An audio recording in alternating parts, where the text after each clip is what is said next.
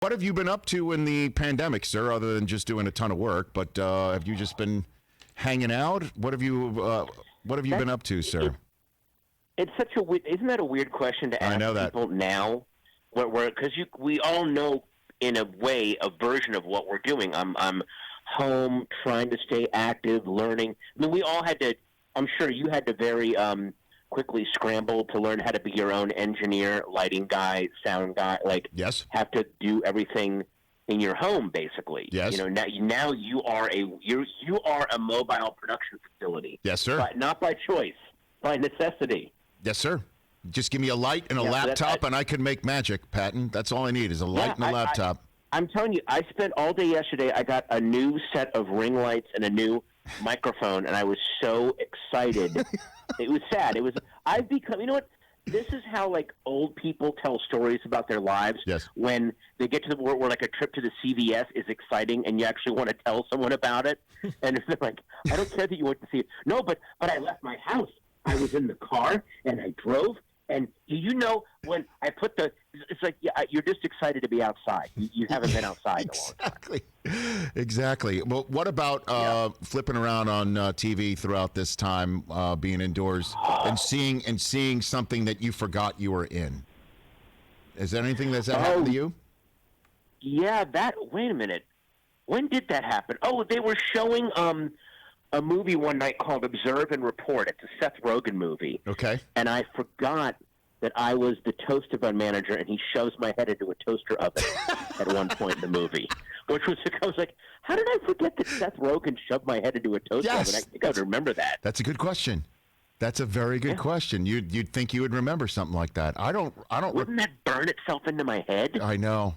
That is something else. But also, I guess in this time and age, I've become because of sports and whether a game's going to be on or not. I've kind of become a practicing epidemiologist, trying to learn all this stuff.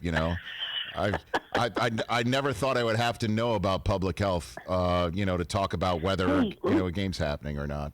So. Well, I'm going to ask you something because I don't know. I don't have a perspective on this. I don't really follow sports. Yes, sir. But obviously, they started playing baseball again, and I guess they've started playing.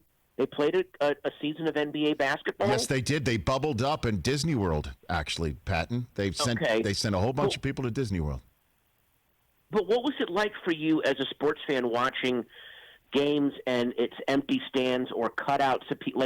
Did that affect your watching it? Was it a different experience? No, because it you know what? It was weird. It was weird to start. To be very honest with you, it was a little weird. Yeah. It was a little weird to start. But once you realize that the athletes themselves were treating it with the professionalism and the competitive value that was normal, that I lost myself. I didn't think about it. I really didn't think about it. It was just I was just thrilled to have it again. To between I guess March and May or March and June, doing a show like this every single day. When you don't know if sports are going to return and you're talking about what's going on in the real world more than what people would expect from a show like this. It was unique. Let's put it that way, It also must have felt weird because you're like, hey, guys, I'm sorry if you're tuning in. I know I'm supposed to be your escape from the real world. That's right. But none of us can escape it right now, so I kind of have to talk about it. Right. I wish I could give you I wish we could argue about this new running back that everyone thinks is overrated, and I can take calls and we could scream at each other, but that's just not happening. I'm going to try my best. I don't know what to do. What do we do? That was accurate, except for the part about the screaming. I like to just have normal, nuanced conversation, Patton. You know what I mean? I'd like to just, nice. You know what I mean? At least that's the way I could at least put my head on the pillow at night. Although there are some other people in my industry that would think differently. I don't know. So hey, you know what show I discovered during this? I'm late to this show, by the way. I discovered it 2 weeks ago. What's that? Blew through it. Is that show on Apple TV called Ted Lasso? Oh God, how great is that with Sudeikis, right? It is. I am so blown away by. It is the simplest premise, and the premise when you see it. Oh, he's a good old boy who comes to England to coach soccer. You're like, okay, I can think of maybe 5 jokes for that, right. And that's all it's going to be. And it is the deepest, funniest, they take what seems to be this premise shouldn't work or it should get boring immediately, and it's one of the best shows I've ever seen.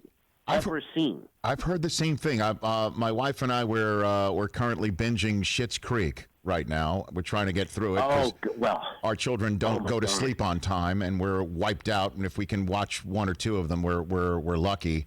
But Ted Lasso might have to be next once we're through all that. You know. Oh, as a I'm really jealous that you're going to get to watch Ted Lasso for the first time. Okay. Like, that's one of those shows that when you recommend it to someone, they go, oh, I haven't seen it yet. You don't go, how have you not? You just go, I'm so jealous you're going to get to see it. I wish I could erase it from my brain and watch it again for the first time. No kidding. How about that? It's that good. And again, you're gonna watch the beginning and go, well, there's no way this can sustain. It's like 5 jokes, and then you realize, oh no, this is about so much more.